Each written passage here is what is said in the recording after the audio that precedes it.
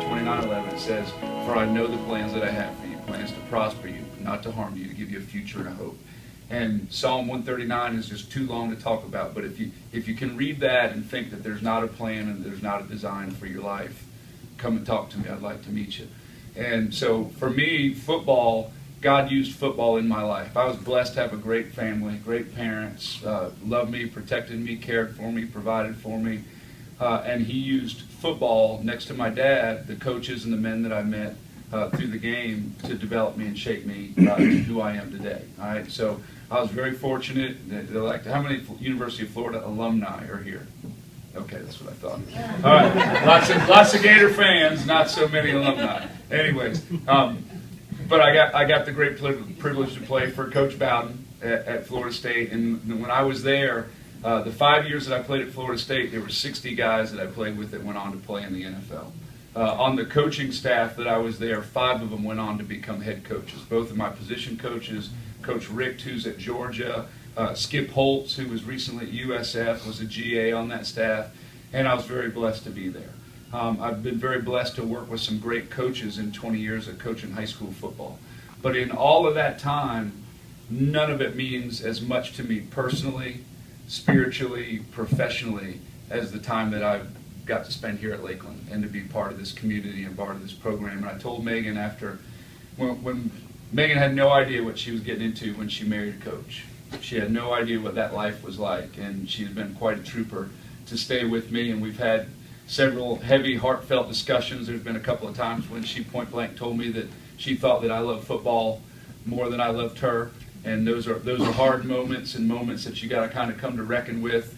But she has stuck by me, and I'm grateful for that. And what I told her before we came to Lakeland was, everything is year to year. Everything is 1 year. We don't say, hey, we're going to go here and I'm going to be here for 40 years or what. It's 1 year. Everything is 1 year. Even being where we're at right now, all I know is 1 year. The people that love you 1 minute, they can fire you the next. And there's 2 types of coaches, right? Those that have been fired and those that will be fired.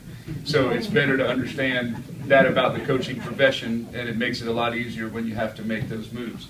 But the time that we spent here was so incredible. And it's blessed me in my profession more than anything. I think the best way to do it is I keep this notebook. And about a year after I got here, I told Megan, I said, I don't know how long this one's going to last. I know everything is year to year, but we're going to ride this one as long as we can. And I've had no intention to leave. And I've been blessed to have a few opportunities, but I've just been so thankful to be with Bill and to be a part of this community and to be welcomed in as a fabric of it. I started writing down notes about stuff because Coach doesn't sit. I was here 7 years. I think we had 4 staff meetings. It's just go, go, go. He sets the tempo. Try and keep up, and doesn't tell you how we're going to do anything. You just got to figure it out and follow the lead. And it's really the best way to learn. So I'm not going to share the whole notebook with you, but what I thought I would do is I would share with you a dozen lessons that I learned being here, and I'm gonna attribute them to Bill. Okay, these are 10 or 12 things that I really learned, and you know this already, but as a guy that got the privilege to work with him every day for the last 8 years, he's hyper focused. He's one of the most competitive people that you'd ever want to meet in your life. And 2 quick stories on that. We went out to eat with the staff and the wives one time, and I drove the van, and the next day we had to have the van back to Bartow Ford, and it was fall, and the van was covered with leaves. Bill was going to follow me. I pulled up to his house. I got out on Hallam, and all the leaves, so I figured I'd go a little fast, and I pressed the gas down to get the leaves to blow off. So there I go, and I look up in the rearview mirror, no Castle. And where did he go? And I pull up to Bartow Ford, and he's over there with a toothpick leaning on his truck. And I said, where did you go? He said, I saw you let out. I figured we were racing. I might as well. And that's, we were playing, we went to a clinic, and we got to hit a racquetball court. And we were playing racquetball, and Coach took Marcus Patton, who's now coaching Division II ball out west. And he figured Patton was a pretty good athlete. Butler was half crippled, and I got one eye, and he thought that athlete and them would beat him. Well, me and Butler were whipping him. And I made the mistake of turning around and smiling. And the game was pretty much lost, but for the next 15 minutes, if you've never played racquetball with him, he can put it anywhere he wants it on the wall, 6 inches, 6 inches, wherever. back of my calf, my butt, my back, my neck. So he was going to go out swinging. So super competitive, one day at a time. Never has a bad day. When I was a head coach, I would come home and I was ruined. It was, if I had a bad practice, I was in a horrible mood. My family would pay for it. Everybody would pay for it. I was in a horrible mood. But he never has a bad day. Okay. One of the biggest things is he loves his wife. He always makes time to have dinner with his wife, to go have lunch or breakfast, whatever. He spends time with his wife, which a lot of coaches that can go by the wayside. But here's 12 things. Number 1, loyalty. Okay. How you work, what you say. All right, I don't have to say any more about that one, okay?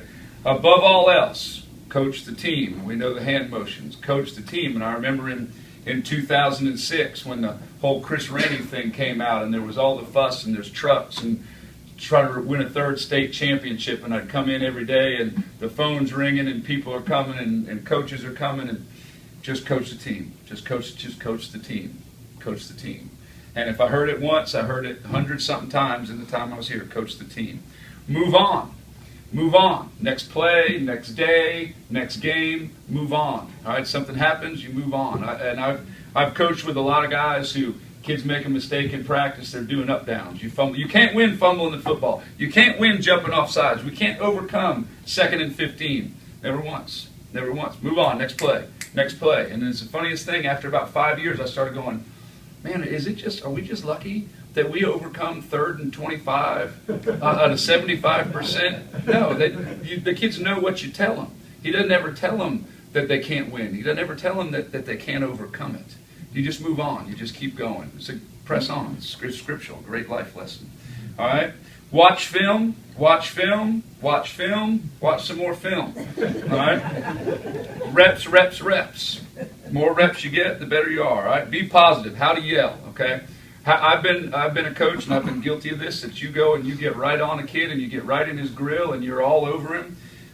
Castle doesn't do that. Castle wants to get at somebody, he yells at the whole group. They never uses a name. The guilty party knows he's getting yelled at and corrects it.